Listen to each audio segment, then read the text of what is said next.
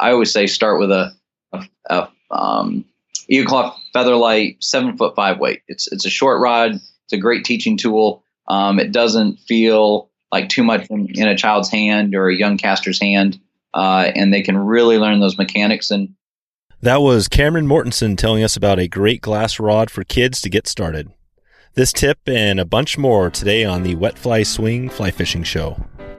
Welcome to the Wet Fly Swing Fly Fishing Show, where you discover tips, tricks, and tools from the leading names in fly fishing today. We'll help you on your fly fishing journey with classic stories covering steelhead fishing, fly tying, and much more. How's it going, everyone? Thanks for stopping by the Fly Fishing Show. I wanted to take a quick moment and direct you to a new survey I have going this week that I'd really love you to take. Go to wetflyswing.com/fantasy to take the short Fly Fisherman's Fantasy Trip Survey. This shouldn't take long and should be a lot of fun with the results. I'm already taking a look at what we have coming in, and it's really, really interesting. So if you just have a minute or two, it'll help me guide the direction of the podcast and really the next big thing I have coming in the next year. If you go to, again, wetflyswing.com/fantasy, or just click on the link in the show notes, it'll be at the top of the page, and you can probably fill out this survey before I even get finished with the actual intro on this podcast.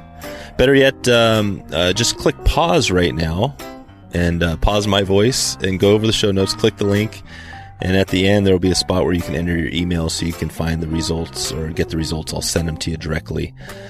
Okay, now on pause, and let's get started. In today's episode, I talk with Cameron Mortenson, the man behind the Fiberglass Manifesto blog.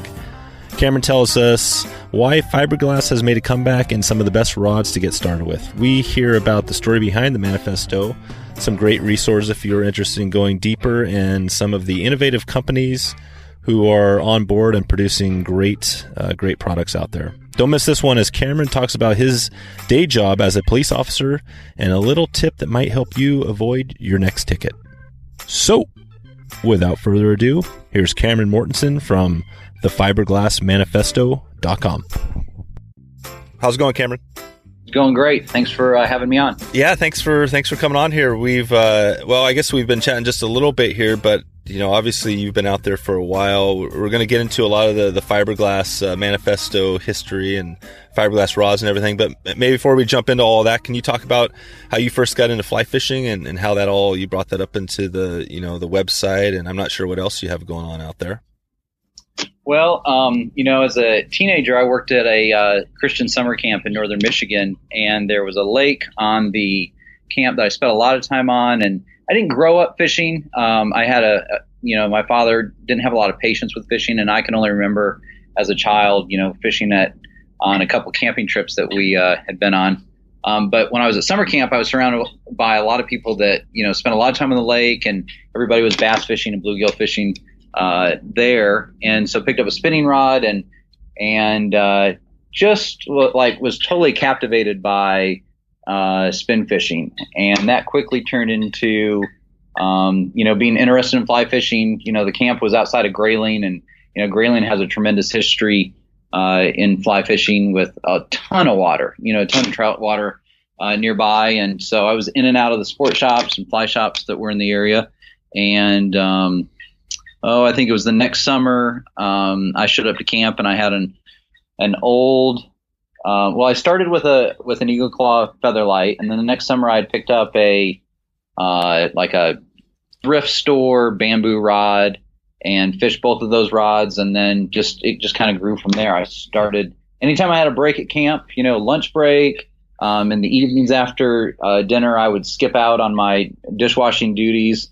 And I would even hear my name being called on the last, like, Cameron Mortenson, please come to the dish. And I had the windows down on my POS Ford Escort, and I was just trying to get across the street on the Asable River somewhere for a few hours. That's awesome. Yeah, the Asable, we've talked a little bit about that river. So Eagle Claw, and that's something that I think I'm gonna get into a little bit. I think there's a Eagle Claw discount that of, right? That they make a fiberglass rod, a fly rod that's pretty decent still, or is a good deal, right? Yeah, I mean, my first fly rod was, I think it was $60. I got a little Martin clicker reel and a level line. It was probably a $5 or $10 fly line, and then you Claw Featherlight's only, even now you can get them at Walmart and they're $25. So anyone that says fly fishing's too expensive and like the way of entry into fly fishing, I mean, certainly you can spend hundreds and thousands of dollars, but with some careful purchases, you can get into fly fishing for well under $100. And a great tool for me to learn on. I still pick up Claw Featherlights. I sell them on the website just because I had so many people that asked me about them. I don't think any money on them. When I sell them, but it's a great first experience with glass. It's great for kids. I've started using, and I sell also the spinning rods because they're just, they're just a lot of fun to cast and mess around with. Gotcha. And is this now? Is this Walmart $25 or $40? Is this a fly rod that you're talking about here? Yes. So, and you can find them online.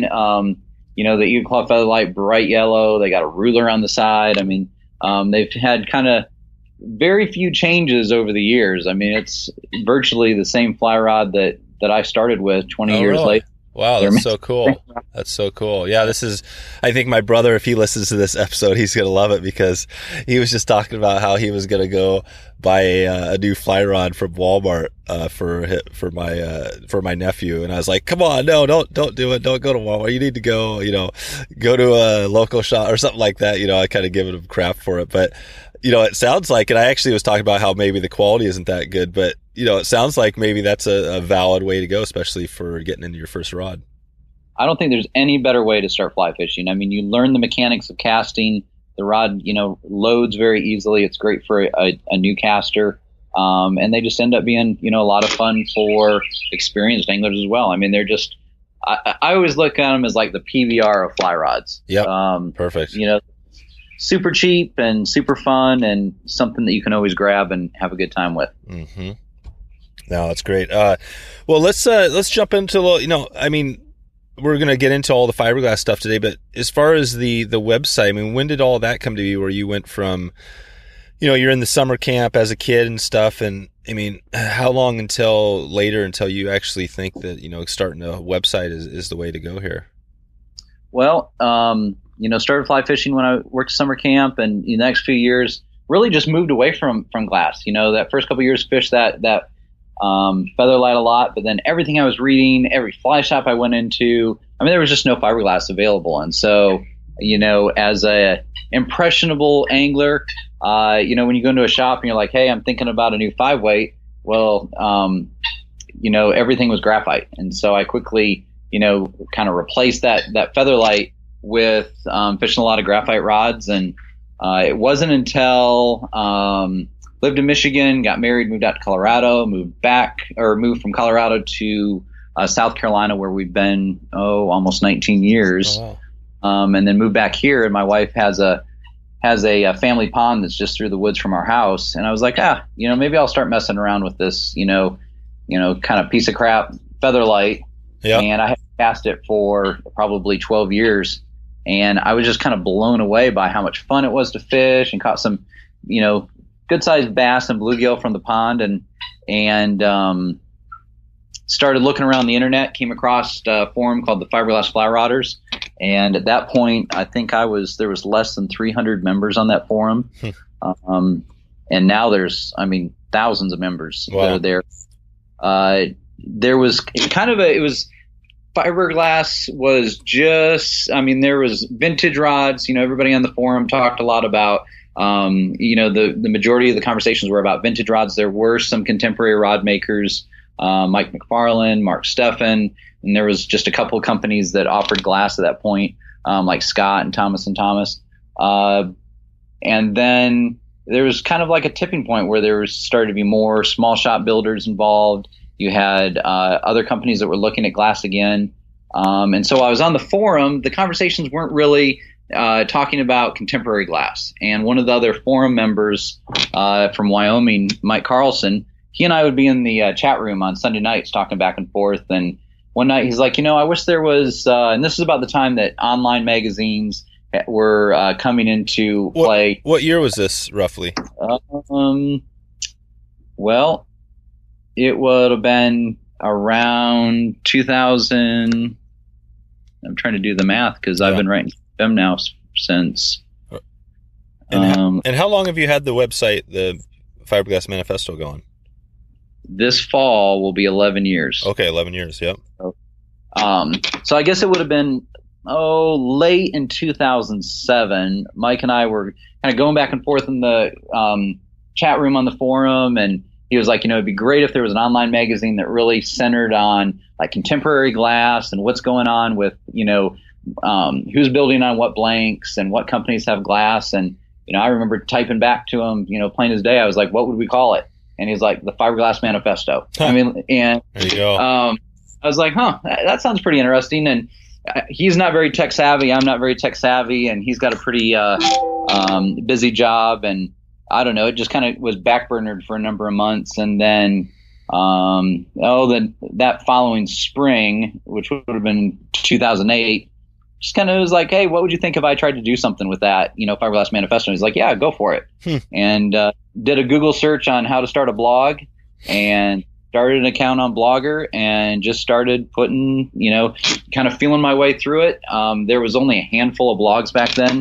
And then it just kept writing it, it started out every few days or every other week and then just increased in frequency. And while that was happening, there was suddenly this, there was more and more interest in glass, and there was more and more options when it came to contemporary glass and rod companies that were involved. And so we went from, maybe a dozen rod builders and rod companies to, if you fast forward to now, there's, well over 100. So did that just naturally, was that just a natural evolution going on, or was that something you had to do with this new site and everything? I think it was mainly just something natural that was going on. Yeah. At that, graphite rods were getting faster and faster. I mean, 2007, 2008, it seemed like all the marketing and a lot of the design work in graphite rods were really centered on how fast a rod could be and how far you could cast a rod. That's right. So there was kind of some pushback of, most people only need to cast 30 or 40 feet at the most, and sometimes a lot less. And where rods were getting a lot faster and they just weren't as enjoyable to cast. And so there was more interest in medium action rods. And then from a rod builder standpoint in a rod company, you can't get to the top of a mountain as far as, we're trying to make fast action rods and then just stop. Rod companies are in the businesses of rods. So they're going to circle back and say, what have we done in the past that was good and a lot of fun and that, we could sell more fly rods with. And, it seems now that just about every established fly rod company, wants to be in that fiberglass game in some way. Wow. So do you see, eventually, does it look like this thing's becoming, I'm not sure what the percentages are. I'm sure it's still, 95% or more graphite, but do you see this thing eventually turning where it's more of a 50-50 thing down the line? I don't think so. I think that glass is always going to be pretty niche, and it has, there's some people where, it's just something that they use maybe in 2, 3, 4, and 5 weight, or, they have a certain segment of their, rod collection that they have that special glass rod, and I think that's fine. And then there's other people like me that are totally sick for it. And, I've got everything from a 1 weight to a 12 weight in glass to 2-handers. And, I don't fish anything but glass just because I enjoy the way they perform and how much fun they are to cast. And I think when you write a website that's all about glass rods, it's kind of heresy if I'm there with a rod in my hand. You got to stick with it. Yeah. And the funny thing is that, with the glass rods, I have an old, it's an old actually it's the first steelhead rod my dad gave me, when I was, a kid or whatever. And, that thing is so classic because it is kind of probably more like a graphite. It's like a noodle, it's super slow action, or maybe it's medium action, but it's just fun casting that thing because especially with sinking lines and things like that, you just get a different feel, than even where you almost feel it in the handle, not quite, but you just, And that's kind of the fiberglass thing, right? You get, maybe you could talk a little bit about the difference between fiberglass and graphite and why the, fiberglass rods or, where their use is maybe a little bit better or different from graphite. Yeah. So, there's a modulus difference in glass and graphite for the most part. So, graphite's generally going to be much higher modulus, meaning that the rod's going to be faster in action. The recovery is going to be faster, where you're going to have more bend or flex in a glass rod. Now, that said, there's different types of glass. There's ways that blank makers are rolling glass that are making them recover faster, and that they're, they feel faster, but they're always, they're typically going to be a lot slower than what a graphite rod would. I think, if I was going to just name off the advantages, they're great at protecting tippets because you're fighting a rod instead of, on a fast action rod where it's maybe a tip flex. You're able to fight that fish over the entire length of the rod. So it's like a big shock absorber. It protects tippets. I think they're great for fighting large fish because you can really leverage on big fish, and then also you can feel rods load. The story I always tell is fishing with my children's pediatrician, and he was fishing a fast action 3-weight, and I had an 8-foot 5-weight, and I was like, hey, let's just switch rods for a second. And he did one back cast, and then he let out 40 feet of line, and he just yelled over the river. He's like, whoa! He's like, I could totally feel that rod load. Nice. It just mind. Yep. That rod was so responsive. And I always say for new casters, they're great because they really teach you that mechanics of casting. When you talked about your laminate glass and with a weighted line that, the rod, really loads it. I found that, when I was out at Pyramid Lake a few years ago, I took one of the Echo 7-weight switch rods, and I had a full sinking line on it.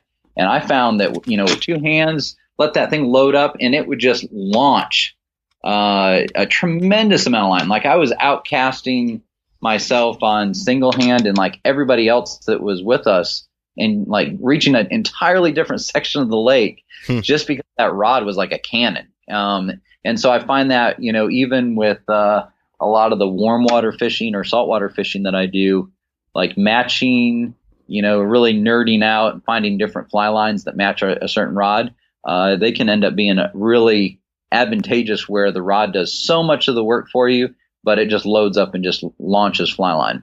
Nice. That's cool. So I wanted to get into a little bit on maybe a little bit of the background on the history, just kind of a brief history, but maybe we can just talk a little bit about, tips before we get there on choosing a rod. I mean, you mentioned all the companies have, rods, or most of them have them. I mean, do you have any tips if somebody, other than say, the one we talked about from the Eagle Claw, if somebody wants to get a fiberglass rod, what would you tell them to, find the right rod?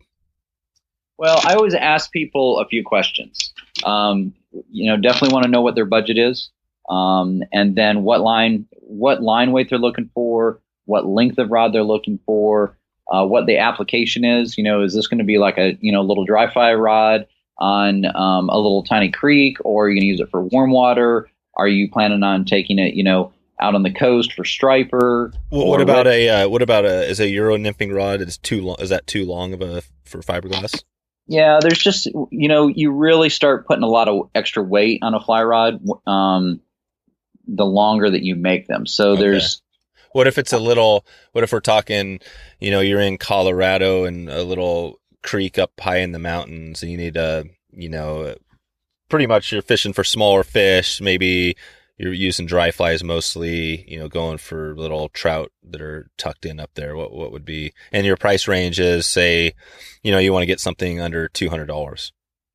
Well, I mean, you've got quite a few choices. I mean, you can start with the Claw Featherlight. Cabelas has a line of glass that they've had for the last few years that are super fun rods. They go on sale all the time. They're sometimes as low as $50 or $60. Then you kind of jump up. There's blue halo rods, the Redingtons, the Echo, and then you start getting into the Orvis superfine glass, which is made in the USA, and that's a $400 rod with a lifetime guarantee. Oh, wow. So there's a lot of things, and then even things that are used. eBay, and then the Fiberglass FlyRoders Forum has a great for sale part of the page where there's a lot of times where rods go for half of what you would buy them, just because it's a real community there where if I'm done with something, I want to pass it on to somebody else that's going to enjoy it. And so, that's cool. There's a lot of super good deals there. What's the forum? Is that forum, are there a number of forums out there for fiberglass, or is that one you just mentioned, one of the bigger ones? It's the one that I'm aware of. Fiberglass FlyRoders. Yeah, Fiberglass FlyRoders, yeah. The Fiberglass FlyRoders, and I was going to look it up and see how many members are on the page now.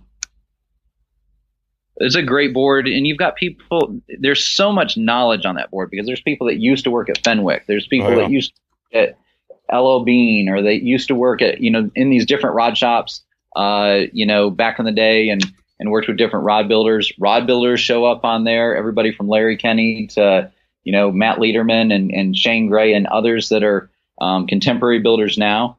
Let's see, there's 65, almost 6,600 members on that forum now. And 12 years ago, I was there was less than 300. Wow, so that's crazy. That just shows you how much more interest there is in glass. And this is a great resource. Everybody's, generally super cool on the board, very helpful, and, want to direct people the right way when they have questions, either about rod building, or, fishing glass, or getting their questions answered. So Gotcha. I learned a ton there, and I always point people back there just because it's a great forum to really cut your teeth on as far as gaining a lot of fiberglass knowledge. Gotcha. So I just wanted, do you think you can jump into a little bit on, the brief history of fiberglass? I think, you go back, I guess it isn't even that far, right? When you think of fiberglass, can you take us to the first fiberglass rods? And was the Eagle Claw one of the first ones that came out there? Well, you had, back in the 50s and 60s, you had the primary material that rods were made out of was bamboo. And then fiberglass came around, and they were using that to make a lot of things that were related to the war. And they realized that they could make fly rods that were very strong. They had a lot of the characteristics of bamboo rods, but they were a lot cheaper to make, and they could make them faster. And so just jump forward 20 or 30 years that fiberglass ended up getting kicked off the pedestal by graphite. It kind of happened the same way with bamboo, where you had all these bamboo rod makers that suddenly either were getting into glass or they just went out of business because everybody was making fiberglass rods. And so you had your Shakespeares and your Garcias, and there's kind of a long list of these kind of old school glass, kind of I would say blue collar glass rod makers. And I think in a lot of ways, people, when they think of glass, they think of that rod that maybe their grandfather gave them that wasn't really that great of a fly rod, and it was clunky and it was kind of gaudy looking. And so when you say, hey, you should try fiberglass, that's like what they immediately think of. Right. And we went through, several decades of graphite, and now, nothing's ever going to, I don't believe, kick graphite off the pedestal, but now you have this new wave of contemporary glass where the material is lighter weight. You have, just some very talented rod blank designers and that are looking at this material and ways to optimize it and get the benefits of, glass, that it's stronger and that it has, great casting ability. And, I don't think there's a better time to be fishing glass. Just there's so many options. And the really cool thing is that they're across an entire price spectrum. You don't have to spend $5 or $6 or $8 or $1,000 if you don't want to. You can spend $25 at Walmart or $150, here, or $200 or $300. There's so many choices across that spectrum that there's really something for everyone. Where if somebody, all they could afford to fish is Redington butter sticks or Echo river glass, they're going to have a ton of fun with those rods. And if they want something different, there's so many options, and it's really opened the door to a lot of custom rod builders and, custom rod designers that has really started a really neat cottage industry as well. Do you think that fiberglass is it a good for teaching or learning for kids, for example? Do you think it's a decent rod to you think there's any reason it might be better than fiberglass or than graphite? I think it's better because it's stronger, and sometimes, especially if you put a fly rod in a child's hand that's super young and they're whipping it around and banging into trees and running into walls, you have less of a chance of breaking that rod. And then from a casting standpoint and learning the mechanics, I would say putting a 5-weight, a short 5-weight in their hands is great because they're going to learn those mechanics, I think, quicker, and they're going to be able to feel the rod load. And a lot of times, glass rods are shorter, so like I always say, start with a Claw Featherlight 7-foot 5-weight. It's a short rod. It's a great teaching tool. It doesn't feel like too much in a child's hand or a young caster's hand, and they can really learn those mechanics. And they might put it down like I did, and fish graphite or go a different direction. But from a casting standpoint, and from a child standpoint, do they want something that's kind of black and drab, or do they want something that's bright yellow or another that they want to pick fun with? Yeah, that's right. And the color is a thing. It seems like, there are the old rods, there's a lot of yellow. Is there a reason why yellow was the color? And because you can make them any color you want, right? They can be made a lot of different colors. There's some traditional colors that rods, have always been that, real Fenwick, kind of reddish brown. There's a lot of yellow rods, Lamiglass, like you mentioned. So traditionally, I think there's a handful of colors, and then, fast forward to now, and there's hot pink and there's aquamarine, and, they've got these really, crazy gaudy colors, which I think is great. Though I think sometimes people get really drawn in by the color, and, I'll get an email that says, I would like a green fly rod. Well, I really, want to have that conversation of like, what are you going to do with this rod? Because I bought rods because of how they looked, and then found out later on that, it didn't, what I wanted to do with it, it wasn't good at with. And it's, like a wake up call. Like I need to ask the questions first of what is this rod for? What's it going to really excel at? And then if it's a color I like, great. But if not, let's not get too hung up on, the color of a fly rod. Yeah, exactly. That's not a critical piece. Okay. Yeah. This is a, so going back, so in the history, so basically the war 1940s or whatever, the fiberglass is kind of coming in, and then it takes over from the bamboo. And then you get into, what would be the next step as far, well, let's see, then it kind of goes out. It's there in the 80s. Wasn't it the 80s when you had the fiberglass, and then it slowly kind of petered out? Or how did that work when you had them? Or was it the 70s when they were pretty strong? Yeah, I believe it was the 70s. And then you had companies, I know Winston was one of the first companies that really took a hard look at graphite, because they realized they could make lighter weight rods, and they could make longer rods. Glass has always had kind of a ceiling, like a 5-weight, typically, if you look back, doesn't get much longer than 8 foot. And a lot of glass rods back in those days were like a 5-weight was maybe the lightest, maybe a 4-weight, near the end, but there wasn't 2 and 3 weights. Oh, okay. And then but there was a lot of 6, 7, 8, 9, 10 weights that were made, and those might be, 9 or even 9.5 foot long. And so graphite, they started realizing they could make longer rods. So that's when you started seeing like a, like a 9 foot, like a 9 foot 4-weight, something that you in glass. It's a lighter material. And I think rod builders are always looking for what that next thing is. And rod blank designers, you don't want to do the same thing over and over and over again. You want to see what new materials are out there. What can we innovate? What can we change? And, fast forward 30, some years, 40 years, we're doing that with glass now. There's different resins they're using. There's different, glass types they're using. And so we're kind of going through that same cycle of like, how far can we push glass and do things better than they were made 30, 40 years ago. So gotcha. It's a pretty neat cycle to see. And, the quality of the blanks that are being made is exceptional. And, it really gives opportunities. You look at different builders from, like Chris Barclay in North Carolina, he's really into making, little small stream rods, that are, semi-parabolic to, Shane Gray has had, different lines of glass made for him. Mike McFarland rolls a lot of different glass. Livingston Rod Company, he's out west in Montana. So, he wanted to really push the envelope on, like a longer 5 and a longer 6 weight and a longer 7 weight that could be, be applicable for fishing tailwaters out west. All right. So it's been pretty neat to see. I think in the beginning, a lot of these small shop rod builders, everybody was building a 7-foot 3 weight and a 7.5-foot 4 weight and an 8-foot 5 weight. And fast forward 10 years, and now you've got all these different rod builders are really exploring, like, almost like a niche within a niche. Like they've created their spot within fiberglass fly rods of what they do really well.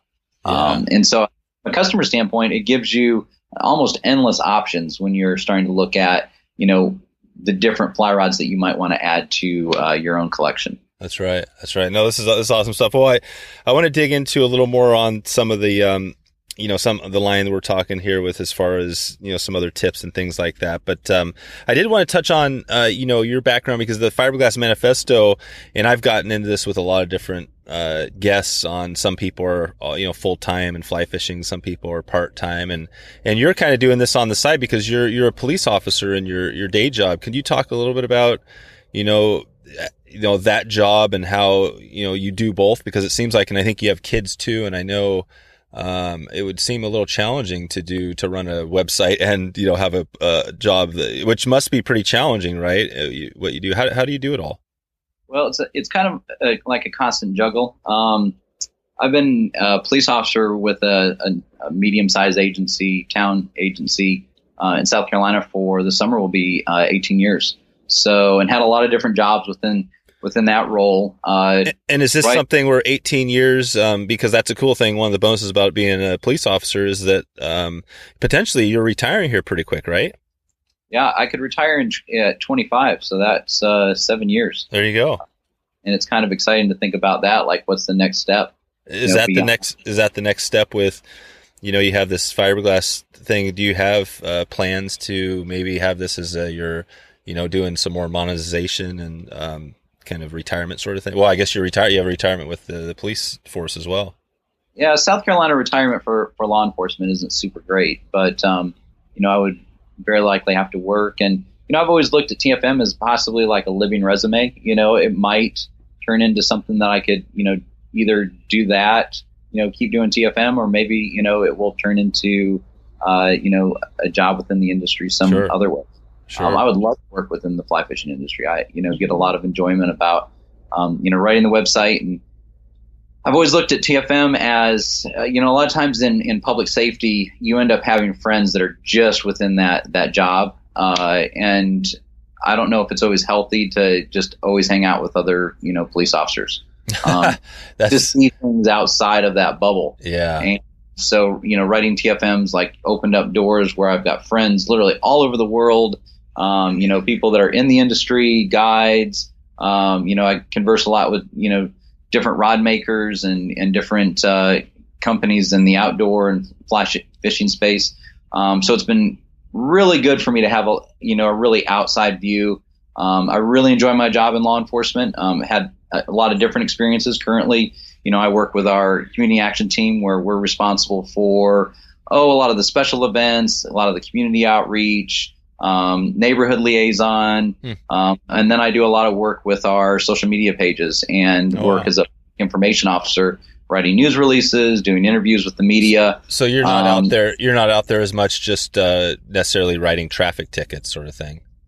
No, I still work with our traffic division from time to time if we're doing different enforcement campaigns. But for the most part, it's and I would say more and more of my job is doing public information, videos and photography, and essentially telling our story as a police department, which is really, these days that, from the simple things, we're really proactive on telling people when they need to change their route because we have a tremendous traffic issue. We have traffic issues in our, small city of 30,000, but we have 100 to 150,000 cars that pass through. So we're proactive on that. But then if we have a critical event, we try to really jump on and, talk about things on social media as well. because we want to tell our story and, have that working relationship with media, that if there's something that goes down, that we're almost immediately giving information on it. Oh, that's cool. So yeah, I was thinking, and this is kind of random, but do you have any, from a perspective of law enforcement? It's funny because I just got pulled over last night, and I have basically a clean record. I can't remember the last ticket I got. It's been probably 10 or 20 years. But any tips for somebody that wants to avoid a ticket if they get pulled over on if you have an officer? I can tell you what I did last night, but anything come to mind there? You just kind of, I guess you don't be a jerk and just let them know, what you did, or what would you say about that? Well, I always tell people, and I've done this if I've been pulled over, I always put my hands up on the steering wheel. I think, there you go. For a police officer, when you're approaching that car, you really don't know what the situation is. Is this a dad coming home from his son's soccer game, or did a crime just occur and, right.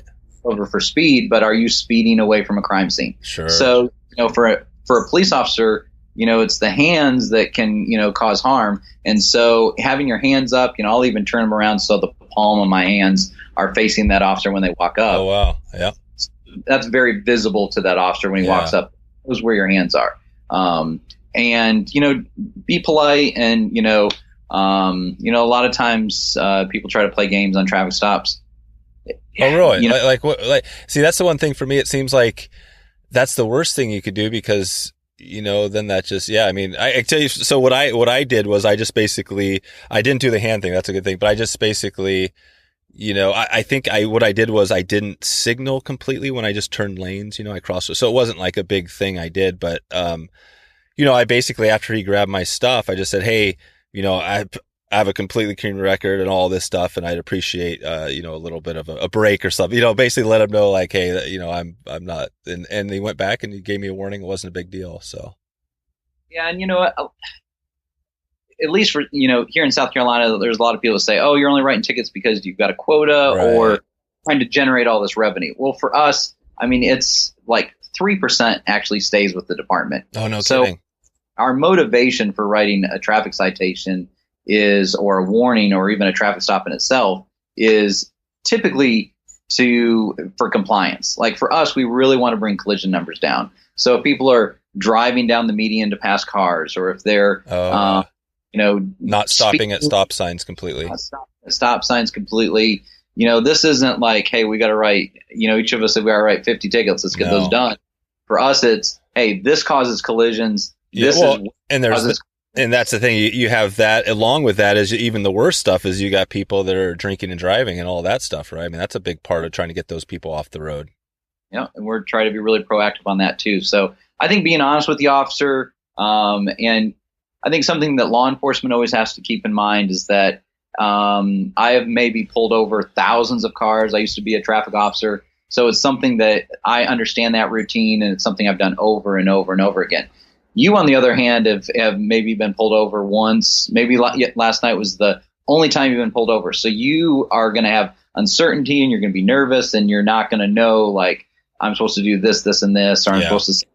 So, and I think from a law enforcement standpoint, we always have to remember what we do all the time is not something that you possibly do, hardly at all. You might be right. Yeah, definitely. You're nervous. You want to avoid the ticket. No, it's cool. I think it's awesome. I think, it's funny. I see occasionally I'll be in a coffee shop or somewhere, and there'll be that's a cool thing is, right? It used to be the donut shops. Dunkin' Donuts used to be the place where, the cop shops or whatever, but now it seems like the Starbucks and some of those places where you see a lot of the officers. But occasionally, there'll be a few officers in there getting some coffee, and somebody will come up and thank them, for doing their service. And it's something I always think when they say that, I'm like, wow, yeah, I've never really done that. So, so I guess here I can thank you for your service. And I think we're not going to get into your background as far as the military, but I think you might have a little bit there. But yeah, I think I can, appreciate that, because I've never been in that whole thing. And I know it's got to be a whole different world. And but and I tell my kids the same thing. I say, what, they ask me about stuff like that, I don't know, whatever it is, but war or whatever, and why they do it. And it's freedom, right? It's to help people feel safe. So yeah, just want to thank you publicly. I appreciate, the work you do. So that's cool. Well, I appreciate that. I work for an agency and for a town where we have tremendous support. Something negative happens somewhere else and an officer's killed or whatever. And, we'll have people that will call up or they'll come up to us at a coffee shop or a Walmart or wherever we're at, special event. And so it's great to get that support. There's a lot of places that people work as a police officer. They devote their time to a community, and that community does not reciprocate, that support. And that's really tough. I mean, I can't imagine, working somewhere where you didn't have, the community support. It's a two-way street. Departments have to be really proactive, and that's why it's been so important for us to really invest a lot of time in telling our story and make sure that we are, very transparent, because the community expects it. It's 2019. You can't tell people, well, we'll tell you something about this in a couple days, like the 24-hour news cycles and Twitter and Facebook. And, we have to be really savvy to that, and we have to be ready to, to answer questions. And I think that's good. It's a very important part of our job that the community expects it, and we should be ready to do it. Yeah, no, it's cool. What has been, in your experience as in the police force and everything you've done, has any of that, what have you taken away as a benefit that's helped you with the Fiberglass Manifesto or anything in the fly fishing world? I used to have a really hard time I used to be shy and more introverted. And in police work, you have to talk to everybody, and you have to be able to very quickly judge, who am I talking to, and, figure out things that are important to them, and be able to kind of reach, some sort of, reach them where they're at type deal. And so I think that's been super helpful, in, the work that I do with the Fiberglass Manifesto. The first couple of years I wrote it, I was probably not that serious, and, I was not treating it like a job. What were you writing when you first started writing the blog posts, and is it different than what the posts that are coming out now? Well, it was probably more glass based, but I wasn't searching out information. I didn't have context. I didn't know all the different rod builders. I didn't know all the different rod companies and who my point of contact would be, et cetera. And I guess it was kind of the turning point is that I had written the website for several years. Scott FlyRodds came out with a rod called the Fiber Hammer. It was a glass two-hander at IFTD. I was at IFTD. When was that? It was probably 2009, 2010.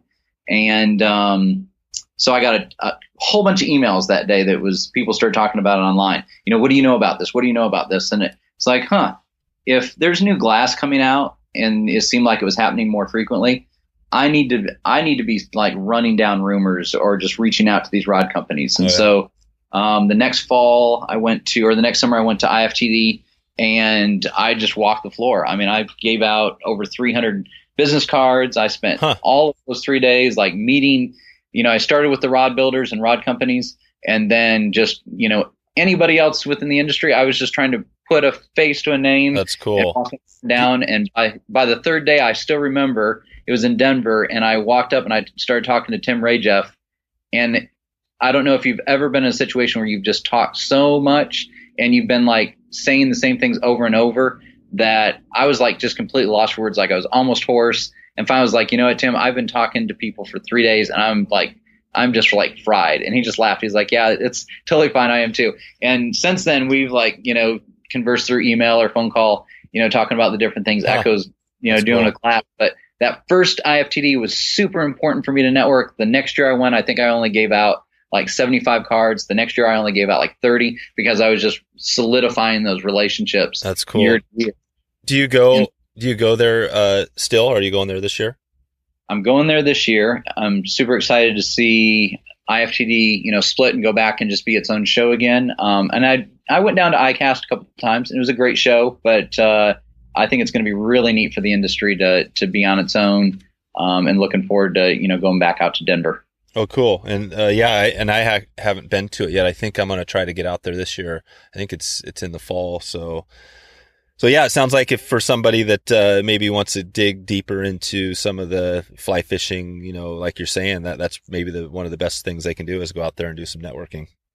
Yeah, if you're in the industry at all, if you're writing a website, if you, I don't think it's a place for, if you've got an Instagram account, I don't think they're going to let you in the door. But if you're genuinely a part of the fly fishing industry and you have an interest in, it's a great place to network, and it's a good way to meet a lot of different people. And, it's, I would say for whatever you do, if you're a blogger, if you're a podcaster, that continuity and consistency are huge. There's a lot of people that will do something for a month, and then, I've seen it in blogging a lot, or people with websites. They'll have a tremendous idea, a very niche part of fly fishing that they could grow, and you'll see a lot of inspiration and a lot of work out of them for about a month, sometimes 2 or 3. And then I'll get like an email from them like, yeah, work's been really busy, and I kind of ran out of things to talk about type deal. It's like, well, keep at it. Yep. That's the best advice is to keep at it. That's the thing, is that some of these things, well, you've been doing it for, like you said, 11 years on the website. And that's, do you think about times as you're doing this that, you just keep posting? I'm not sure how often you post on the site, but is this something where you just indefinitely, you're just going to keep posting, and are there anything new that, you're going to be doing here in the next, few years? I would have never thought that I would still be writing the website, almost 11 years later. I tell people straight up, it's not good every day. I enjoy putting content together, and I kind of look at it as a puzzle. Like every day that I can write it, I try to put 2 puzzle pieces up. Yeah. Today was, about the Swift fly fishing epic, ready to wrap kits, and then a survey that there's somebody doing, on fish handling practices and taking photos of fish, which I think is pretty neat. But sometimes, what I don't think is super great content, it will resonate with someone, someone else. So, I've really tried to make the content flow not to be just about glass. And it's really given me an opportunity to talk about really anything within the fly fishing and outdoor space that I think is really cool. So it's fun to see that grow. And I think the important part, and it's been this way for several years, is that you really have to add that social media component to it. If you can add video to it, it's important. We're seeing, there seems to be a lot more podcasts. And yours is a great example. And part of your success is that you've got, a couple things that are attached to it, but just the consistency and, the frequency that you are putting new episodes out. That's right. I think it's important to maintain those schedules, whether it's, if you're a writer and you're posting something, if it's once a week or 3 times a week, just to maintain that consistency. Because a lot of times things kind of fall off the tracks when you go a week and you don't do it, or several days, or whatever that routine you're in. If you break that routine, it's hard to get back on it. It is. I agree. Yeah, that's what I think that's probably the best advice for anybody, is just to keep some sort of routine. Yeah, whether that's once a week or once every 2 weeks or whatever it is. And so, yeah, and I've had this, I've had this going, I guess we're getting close to 80 episodes, and, haven't missed a week in that whole time, so yeah, that is. And in fact, right now I'm kind of doing a little bonus series. So I'm adding a second episode. I'm not sure how long I'll do it, but I'm adding a second episode on Thursdays, which is more of a deep dive into fly fishing. I'm calling it Fly Fishing Founders, kind of hearing the stories behind some of the smaller to medium sized companies that are, kind of trying to go all in on, on the fly fishing thing. And, so yeah, it's just pretty interesting. I guess that's, you occasionally mix it up, but for you, do you post every day, or do you try to post every day? Try to post every day. My schedule with work, and just, when I started, TFM, I think our daughter was like 3 or 4 and our son was just born. So it seemed to be easier. And fast forward to now, we've got a 13-year-old and a 10-year-old. Yeah. And, they've got all kinds of stuff. With the church youth group, and so it's not easier. Is it not easier now? Not easier now, but it's something I really look forward to. Like my wife works from home, and she usually starts at 5:30 in the morning, so we're usually up, sometimes as early as 4 a.m. or sometime between 4 and 5, and that's my time to jump into a few emails. It's also, work on content. And for me, it's nice to have that creative release, whether it's photography, whether it's doing gear reviews, whether it's going on trips. I like that, always thinking about, I think that would be cool content. It'd be fun to reach out to, a different, maybe it's a fly tire, a rod builder, or, a new gear company that you see pop up and, talk about different content that it can be created. So I really, something that gets me up every morning is I do enjoy that. Have a couple cups of coffee and, work on TFM for, an hour to, an hour and a half before I go to work. There you go. So that's it. Yeah. You do it in the morning and so not necessarily the evening. So it's more of a morning game. When I'm driving home from work, I make a mental list of the things that I'd like to get done. And then when I get home and hang out with the family and crawl into bed, I'm like, I'm kind of done. Yeah. It rolls over to being something that I work on the next morning. Nice. What would you be doing if you didn't have the Fiberglass Manifesto, do you think, for your side? Do you think you would be doing something, on the side? It sounds like you you definitely like to stay busy. Definitely like to stay busy. And I used to put a lot of time in the forum, the Fiberglass FlyRoders Forum. And I feel bad that I'm not more visible there. But then I think as I became more involved with the Fiberglass Manifesto, I felt like if I was going to invest time in writing and doing things online, that it made more sense to put it like in my own, basket as opposed to a forum that, might not be here in 5 years or, Right. Yep. I guess anything online you do, you have to, who knows where it'll be in a few years from now. I know. That's one of those weird things. I think about that occasionally. I guess I've talked about it a time or two, but same thing with these episodes. I would love these episodes to live out there, I'd love it to be out there for, 50 years or after I'm gone sort of thing. But, there's that whole thing where, well, I don't know what happens to all this online content. Same thing with your site. You've got this site, but gosh, in 50 years, is that still going to be something, a resource for people? That's kind of a crazy question, right? Yeah. I mean, if you wanted to play a cassette tape or an 8-track right now, it would be kind of a scramble. Oh, that's true. That's true. Yep. It's hard to know.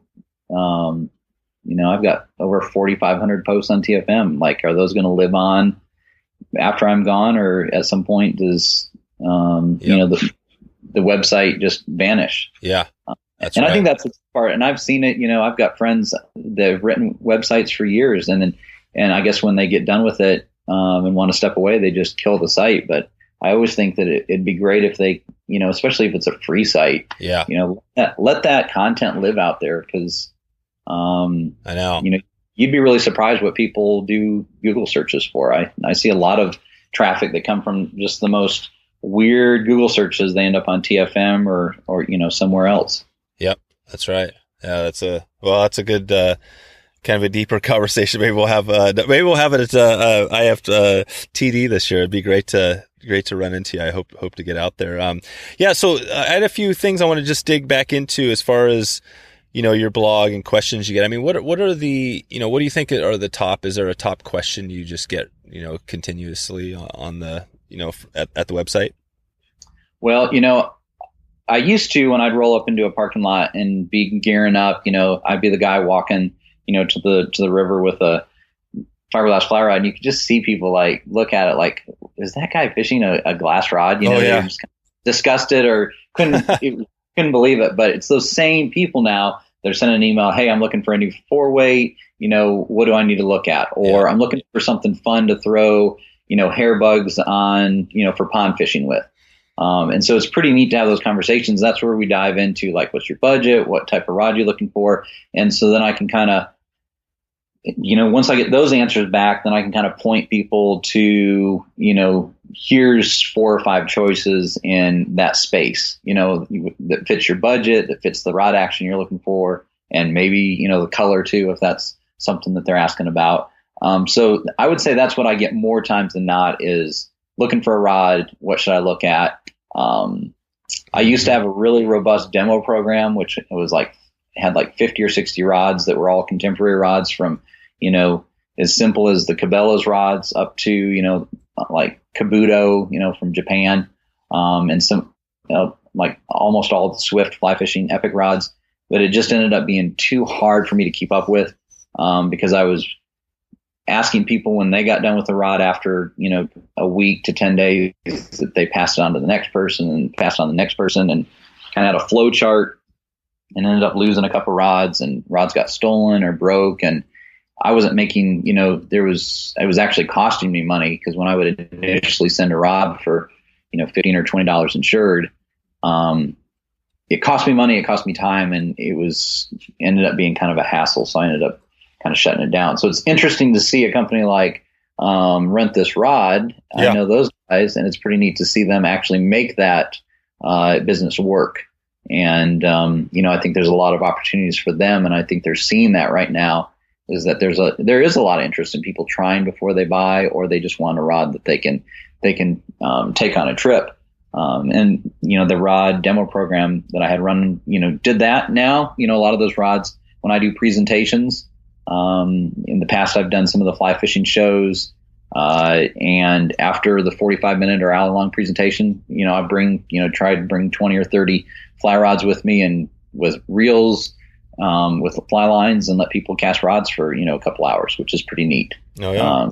I always try to carry rods with me that weren't easy for them to find at their fly shop, and would even, give people a heads up. Hey, I'm going to be at the Pleasanton show or the Midwest show up in Michigan.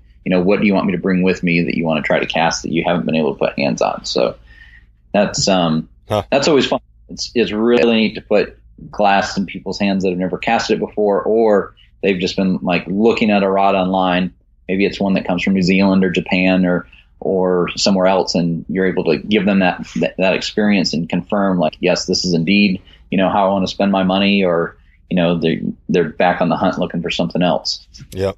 And the Rent This Rod guys, I had them on the podcast in a recent episode, and I didn't realize we didn't talk about the fiberglass, but that makes sense that they would have some of that on as well for people to test out.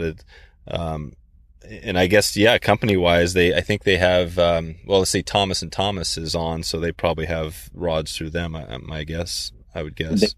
Yep, they've got some of their glass rods, and then they're also working with Tom Morgan, Rodsmiths, to get some of their glass rods in the mix. And I wouldn't be surprised if they had some others pop up as well. So at least one of those guys is a glass geek.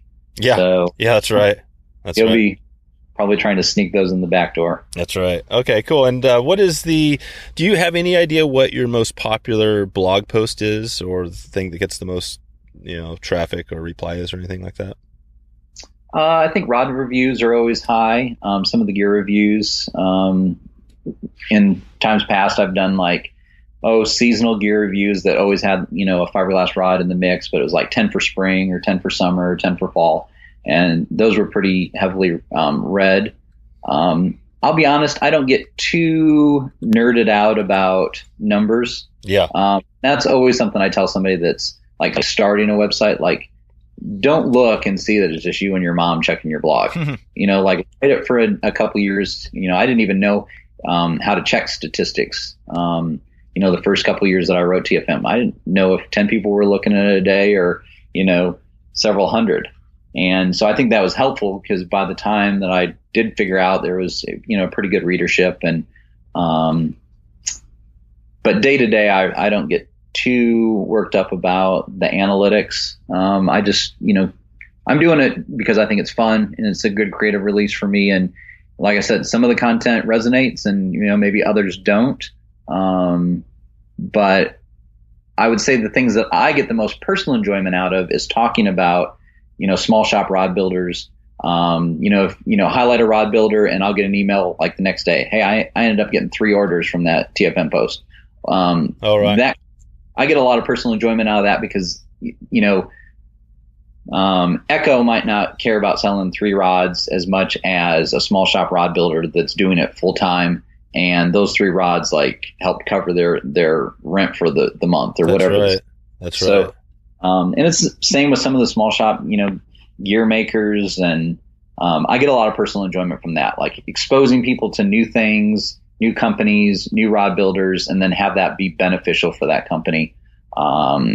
It's not about monetization as much as it's just, I think it's a really neat thing to be able to do, is to have a even small voice in this very cool industry of fly fishing, and kind of point people the right direction to what they're looking for. And if that ends up being, a positive for somebody else, I think that's, really super.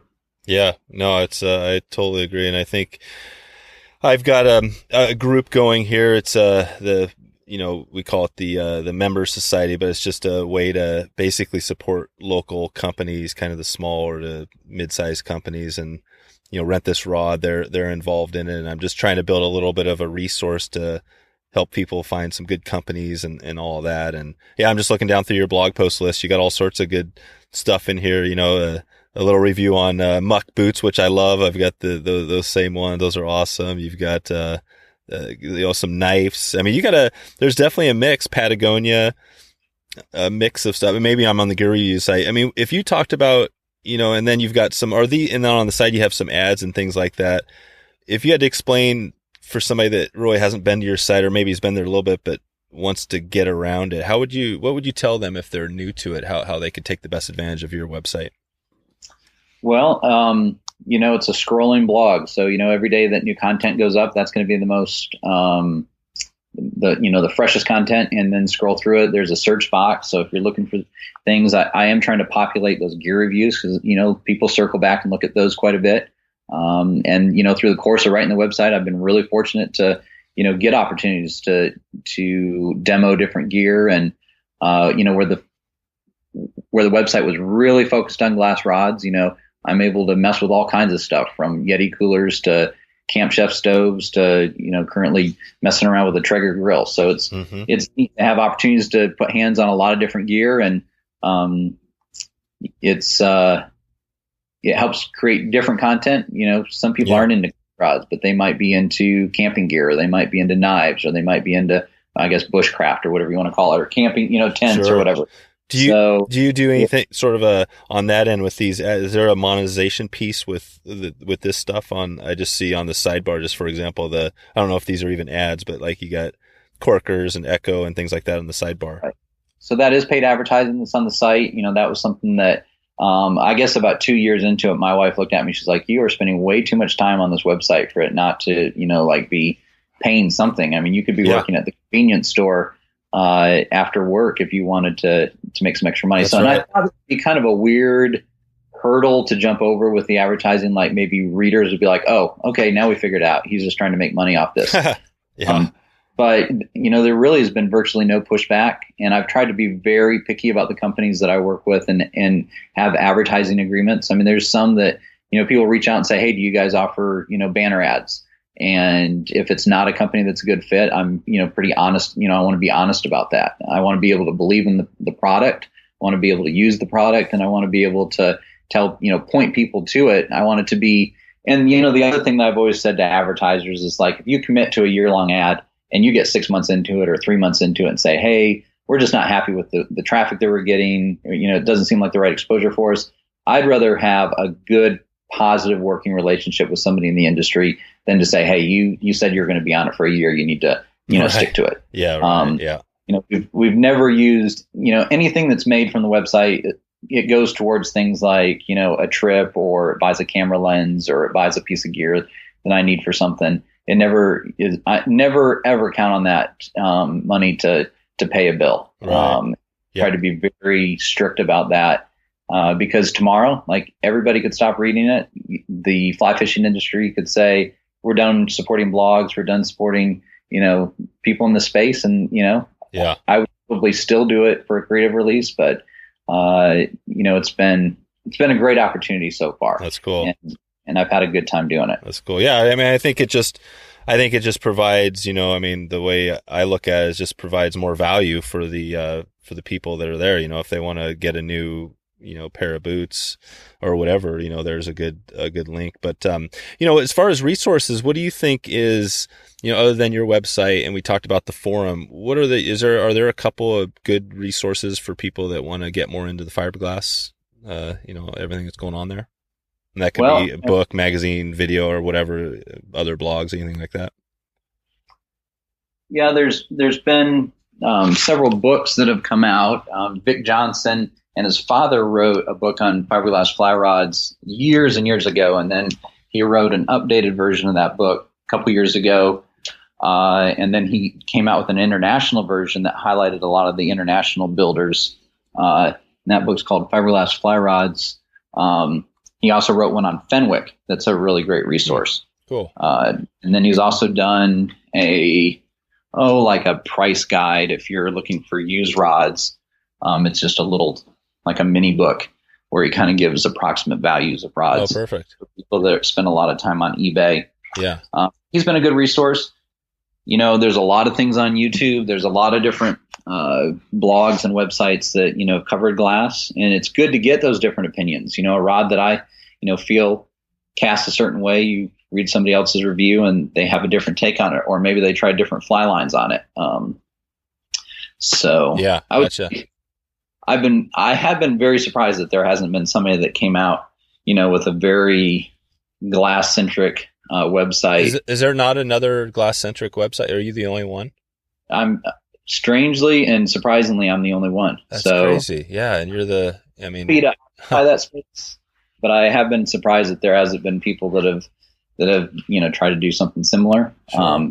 Maybe it'll happen, maybe not. A lot of people think that blogs are kind of dead and like podcasting is the future. So you might be the cusp of the future right now. I think you have to have both. Well, at least right now. Yeah. I mean, the thing is the podcast is great, and you can build a community kind of with that. But yeah, it's still nice to have people to send them someplace, where they can, whatever, if you have something to provide some value or get, send them to a website actually is still a great way to do it. But, yeah, I know it's true. Are you thinking about maybe getting into more, maybe a podcast or more videos and things like that?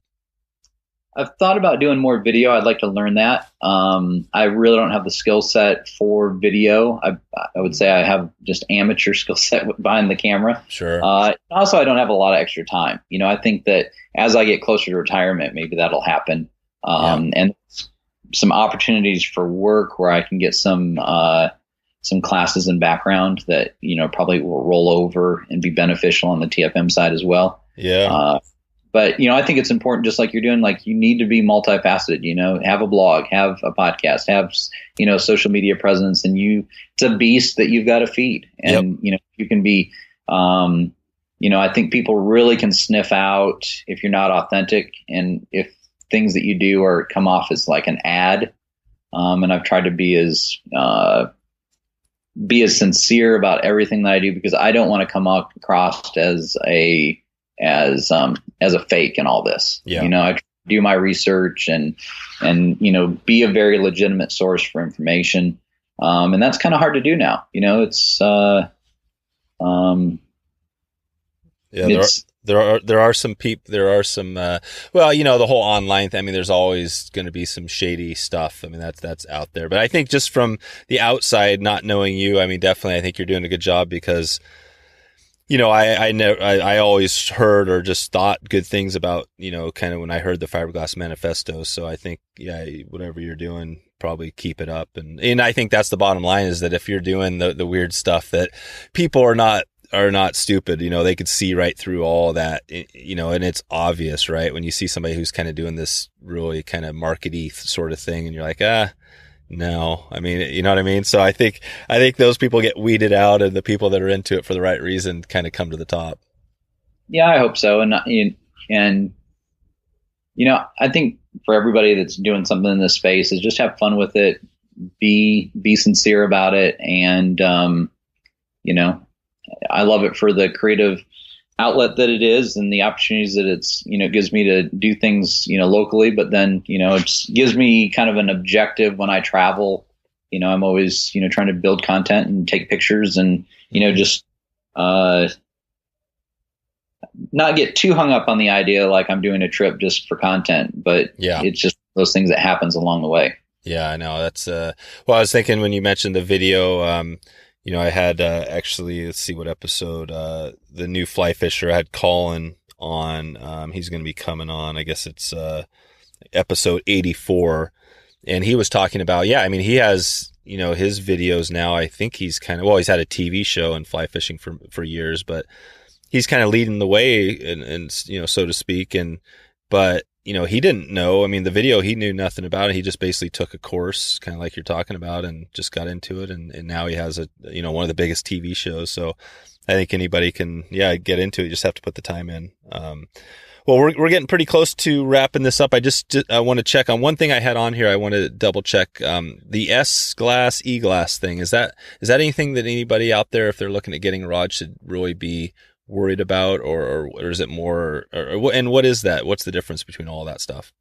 The biggest difference between E-glass and S-glass is that E-glass has a less modulus, and it's typically a slower material than S-glass. Is going to be faster with a quicker recovery. But that can change depending on who's, rolling the blanks and what they're trying to do with the taper of that rod. What does the S and E stand for? I'm not sure. Yeah. Which one was the early one back in the 80s? Were they both there in the 80s, or was there one? No, I would say E-glass was what everybody was rolling off of, and S-glass is more recent. And then some of the Korean and some of the Asian made rods are made out of something called T-glass. Oh, okay. But they all just have a different modulus to them. Yeah, that's cool. Well, there's a blog post right there. Get the summary of E-glass, T-glass, or whatever those mean. That's right. Not that really matters, but okay. Well, there was a bunch of I think it sounds like rod companies. There's plenty of rod companies if somebody want to get started at different levels, so that's pretty easy. Is there anything else as far as tips or getting out there with fiberglass? I mean, it sounds like you can kind of just grab a rod, maybe grab your weights, the line weights. If you get a 5-weight, it's going to be a similar thing as graphite. Anything else to be thinking about before you get your maybe your first rod or another newer rod?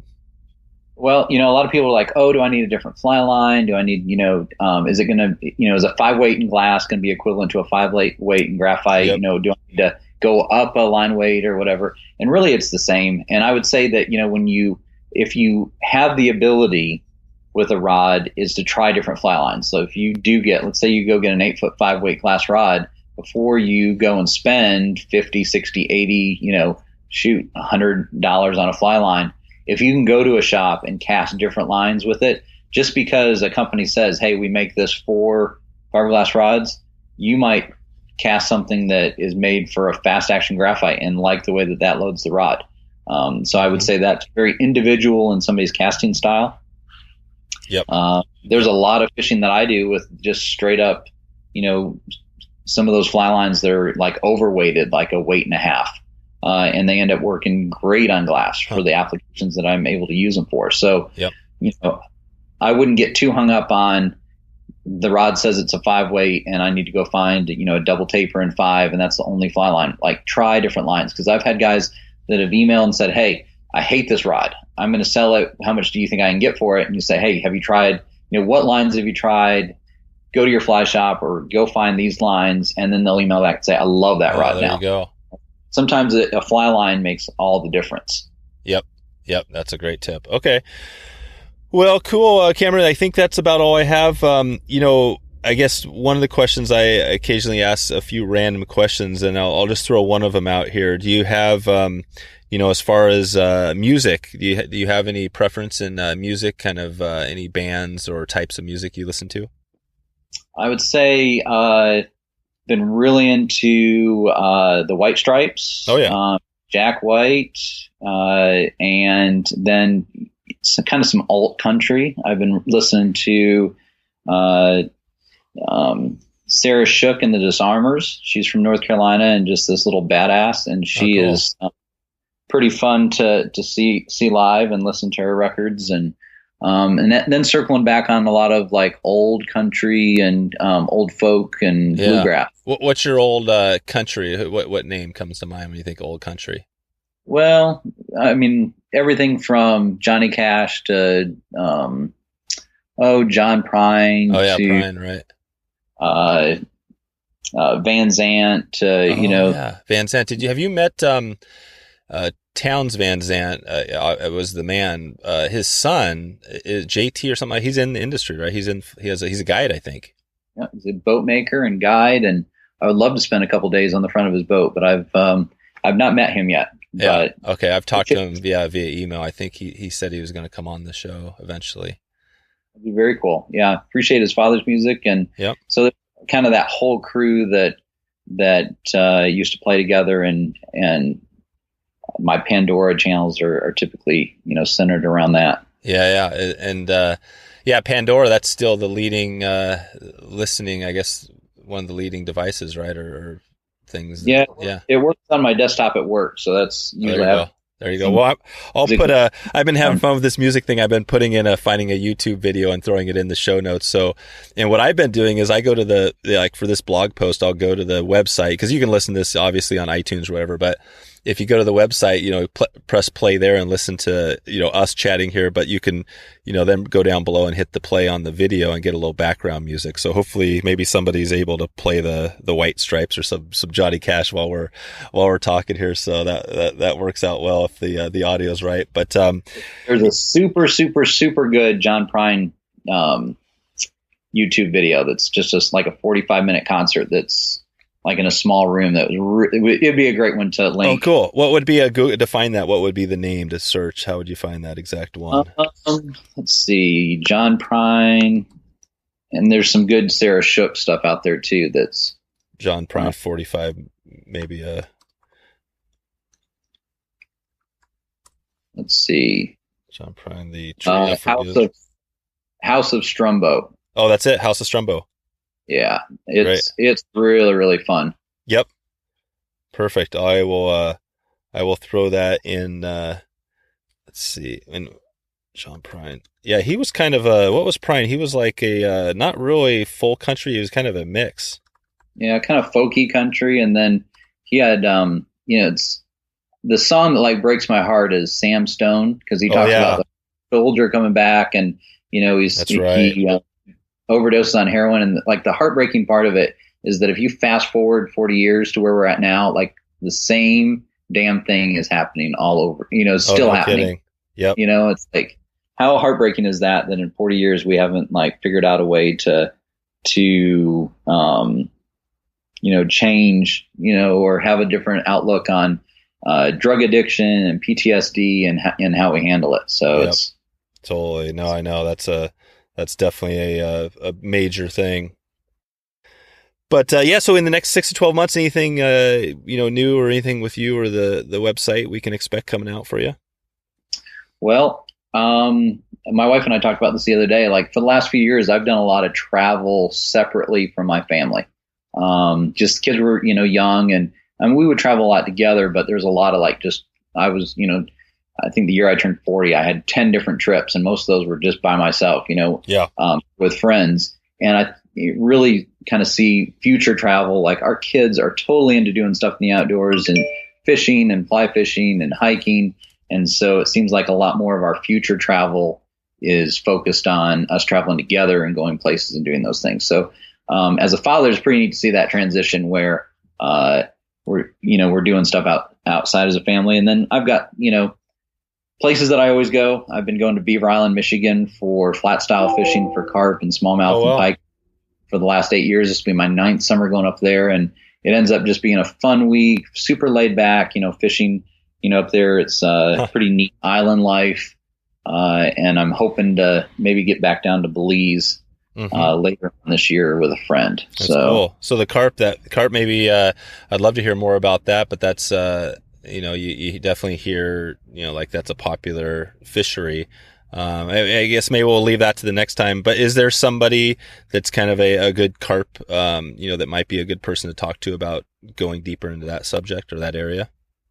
Well, I would say Captain Kevin Morlock would be a great interview, because he, more or less pioneered that Beaver Island archipelago carp fishery. Spent a lot of time there before he ever guided it. And it's unbelievable. There's places where you think you're in Belize or the Bahamas, because you're in, 12 to 4 foot of water, and the water looks exactly how it does in tropical areas. Oh, wow. So it's completely clear. And then you've got these, tailing carp or cruising carp or laid up carp. So it's a neat fishery, and he's been able to, really turn it into something spectacular. And Captain Steve Martinez is up there with them, and It's definitely a highlight of my summer to go up and spend a week and hang out up there. Gotcha. Yeah, the captain thing is interesting. Being over on the West Coast, you don't hear captain in the same lines as the fly fishing guys now, and that's just basically. I mean, obviously they are captains, I'm sure, but what is that thing about? Well, I mean, it's big water out there. Yeah, I mean, you're crossing to get to the. You have to have your captain's license to be on Lake Michigan, and you fish around Beaver Island, but there's a lot of, surrounding islands. Some is, about the size of a house to others that are, miles and miles around. And so, it's a real deal. People underestimate, I would say, going there because they think that it's carp fishing like they do at home under a lake. And then, you're out there and it's 3 and 4 foot swells. Oh, wow. To cross from mainland or to cross from the island to another island. What kind of boat are you in? Are you in this isn't like a normal skiff? Yeah, you're not in a normal skiff. People have tried to take skiffs out there, but you just get beat up too much on those big open waters. So they're a V-hull, and they've put there's oars on them. Sometimes they're on the oars, and then they're on a platform, pulling. So just depends on what the water depth is, and but it's just a crazy fishery. I'm up there for as much of just the fun island life as I am for the fishing now. So some years we have like crazy good weather, and then other years it's rainy and cold, and you're everything from 40s and 50s to some years we're up there and it's 70, 80s and low 90s. So you never know what you're going to get out in the middle of Lake Michigan. That sounds amazing. Okay, well, I'll put some links in the show notes to if I can track down those people you talked about there, and if people want to find you again, it's the Fiberglass Manifesto.com is the best place, or if they have questions or want to connect with you. Yep, on Instagram, try to do a lot there, and then Facebook and Twitter too. So okay, perfect. I love talking about glass. Love talking about different destinations if you've got questions, and always try to be a resource for people. Perfect. All right, Cameron. Well, thanks for coming on. I definitely I'll keep in touch with you. I hope to see you later this fall. Definitely would be good to catch up and see what else you have going on. And but just thanks for coming on and sharing all your information and the website. I'm sure most people have heard of it, what you have going, but I think digging deeper is probably the next step. So thanks again for coming on. No problem. Have a great afternoon. Okay, see ya. So there you go. If you want to find all the show notes with all the links we covered, just go to wetflyswing.com/glass.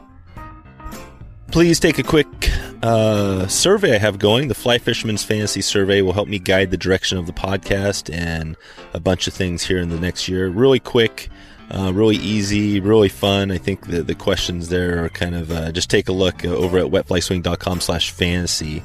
That's FANTASY, or just go to the show notes and click the link, and that would be super, super helpful. You'll see basically I'm trying to get an idea of your fantasy trip, and there's a few questions that go along with that, as well as a place to enter your email so I can send you the results of the survey. I wanted to read a recent review on the podcast from Dirt Knutson on Apple Podcast. Dirt Knutson says, entertaining and informative, 5 stars, my favorite fly fishing podcast. Very well done with great guests, and Dave has a very nice interview style.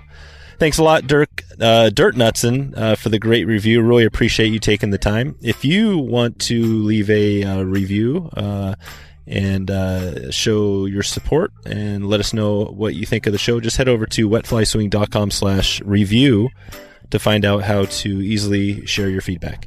Thanks again for stopping by to check out the show today. Look forward to catching up soon and hope to maybe see you online or on the river.